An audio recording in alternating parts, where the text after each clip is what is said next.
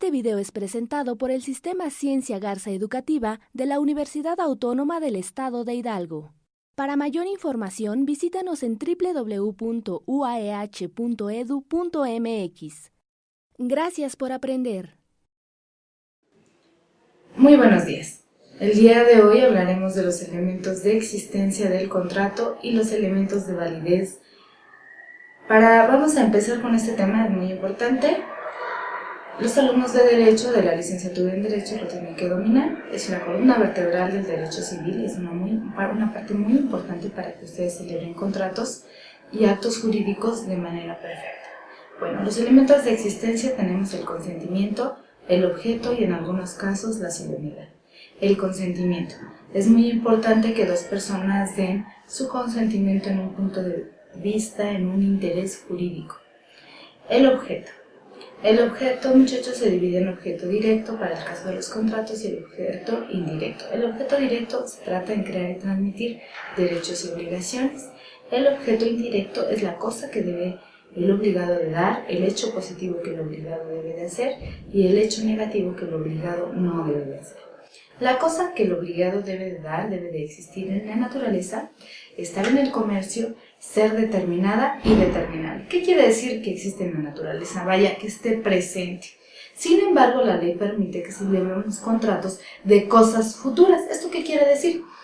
Que podemos celebrar un contrato de algo que todavía no esté en nuestro haber. Por ejemplo, la compraventa de esperanza y la compraventa de cosas futuras. Bueno, entonces que esté en la naturaleza, que sea determinado o determinable. ¿Esto qué quiere decir? De manera individual, podemos, por ejemplo, un automóvil. Nunca va a ser igual que otro automóvil, porque el automóvil que yo quiero comprar tiene un número de serie, tiene un número de motor, entonces su carrocería está en determinado estado, su kilometraje, y eso lo hace de manera individual, hace que ese objeto sea determinado de manera individual. Un lote, por ejemplo, no va a tener las mismas medidas y colindancias que otro lote, entonces va a ser un objeto determinado de manera individual, ¿ok? ¿Tenemos determinación en especie? Sí, sí se puede. Por ejemplo, 100 kilogramos de jitomate, guaje, 1 tonelada de frijol negro de Sonora, entonces es una determinación en especie. Vaya, ahora, la determinación en género, el derecho no la permite. ¿Qué quiere decir esto? Pues de que a lo mejor es importante para otras ciencias, pero para el derecho no. Yo te pago con un animal. Me liberaría de la obligación pagándote con un animal cualquiera. Entonces, por eso el derecho no lo permite. Tienen que ser objetos determinados de manera individual o en especie. ¿Ok? Estar en el comercio, ¿no? ¿Qué quiere decir? La ley no nos dice qué es lo que no está, lo que está en el comercio, porque pues imagínense, serían muchísimas cosas. La ley nos dice lo que no está en el comercio. Y nos dice, no están en el comercio las cosas que pueden ser o que no pueden ser poseídas por un solo individuo o por disposición de la ley. Las cosas que no pueden ser poseídas por un solo individuo, el sol, la luna, las estrellas, porque todos podemos disfrutar de ella, el oxígeno. Y por disposición de la ley, por ejemplo, los bienes de uso del dominio público, ¿no? Del Estado, los cuales son inalienables, imprescriptibles, inembargables, ¿ok? Bueno, estos son los requisitos de la cosa que el obligado debe de dar. Ahora los requisitos del hecho positivo o negativo que el obligado debe de hacer o no hacer. ¿De qué se trata esto? Bueno, este hecho, nada más son dos, debe ser física y jurídicamente posible. ¿Qué quiere decir física y jurídicamente posible? Yo no puedo físicamente es que yo no puedo contravenir una ley de la física o de la naturaleza. Por ejemplo, te voy a pagar para que el sol no salga mañana. Eso es imposible. Te voy a pagar para que contraríes la ley de la gravedad. Y así podríamos poner tantos ejemplos como ejemplos o leyes de la naturaleza existieran, ¿no? Que los cuerpos no se dilaten con el calor, etc. Entonces, esto es físicamente posible. Y también tienen que ser jurídicamente posible. Tenemos física y jurídicamente posible. Ya establecimos que es físicamente y jurídicamente es que no contraríen una ley. ¿Por qué? ¿Qué quiere decir? Por ejemplo, vamos a poner un artículo del Código Civil del Estado de Hidalgo, que seguramente existirá en el Código del Estado, donde ustedes nos están viendo. Es ilícito renunciar para lo futuro contra la violencia, ¿no? Es decir, nosotros vamos a celebrar un contrato y ponemos que en este momento las partes renuncian a todo acto jurídico, a toda acción, para en lo futuro pedir la nulidad relativa de un contrato por violencia. Es ilícito. Eso que pusimos tiene como consecuencia una imposibilidad jurídica. Aunque nosotros lo hayamos puesto, ni siquiera nace ese derecho, ni siquiera nace esa prohibición, porque es la nada jurídica para el derecho. ¿Me explico? Está ahí, pero no surte efectos. Es la imposibilidad jurídica.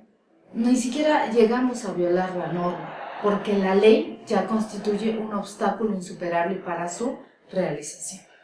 Muy diferente de lo ilícito. Lo ilícito es lo posible prohibido. Yo puedo contratar a alguien para que prive de la vida a otra persona, pero es ilícito porque va en contra de las buenas costumbres y las leyes de orden público. ¿Ok?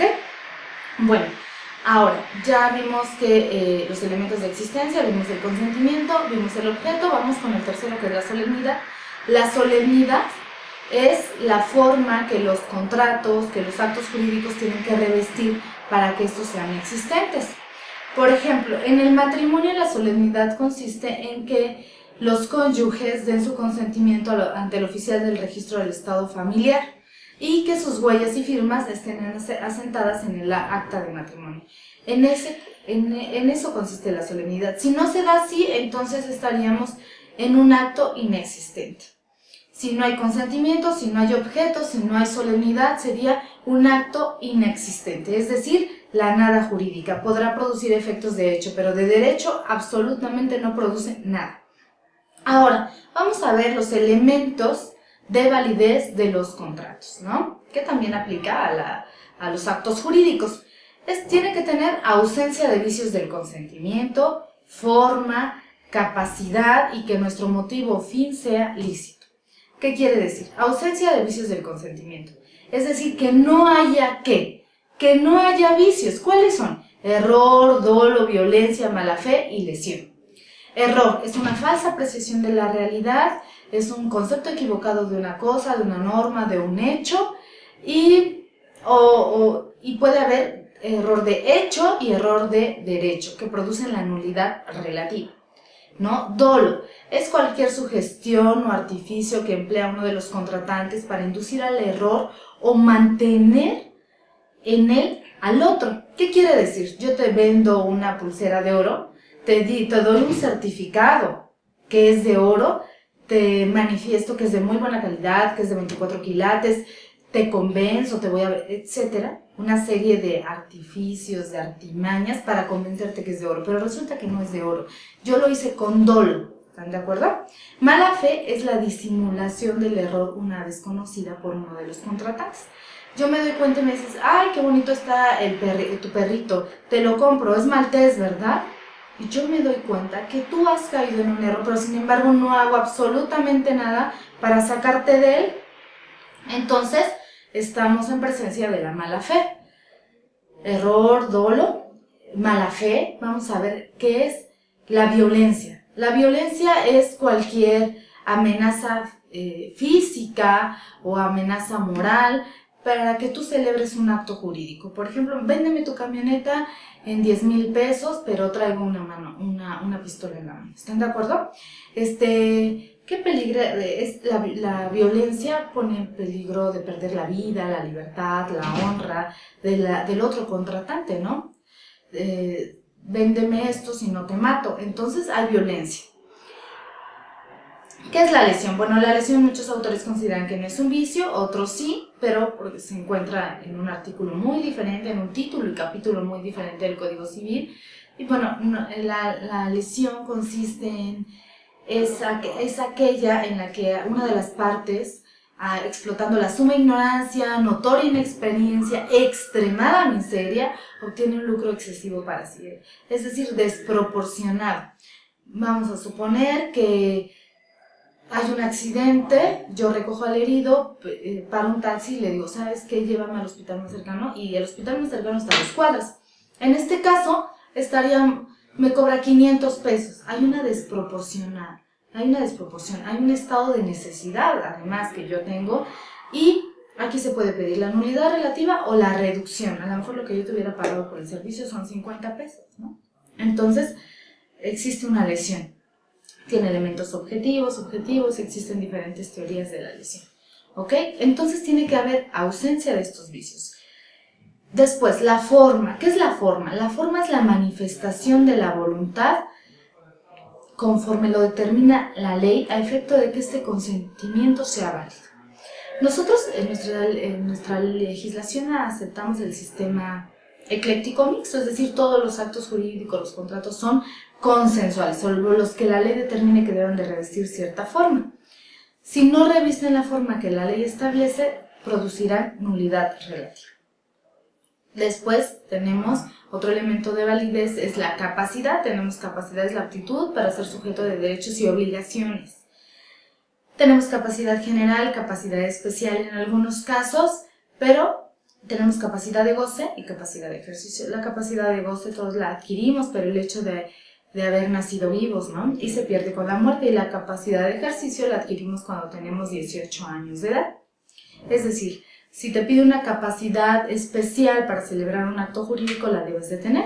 O una capacidad general es tener más de 18 años y tener un modo honesto de vivir, ¿ok? Por ejemplo, una capacidad especial, ¿no? Para a lo mejor celebrar el contrato de prestación de servicios profesionales, tienes que tener una capacidad profesional, tienes que ser un profesional en el área que te vas a dedicar, ¿ok? Entonces, bueno, estos son la capacidad, y el objeto, motivo, fin tiene que ser lícito, chicos. ¿Esto qué quiere decir? Que tiene que ser conforme a las leyes de orden público y las buenas costumbres. Eso es todo, les agradezco mucho y espero que sea de utilidad este tema.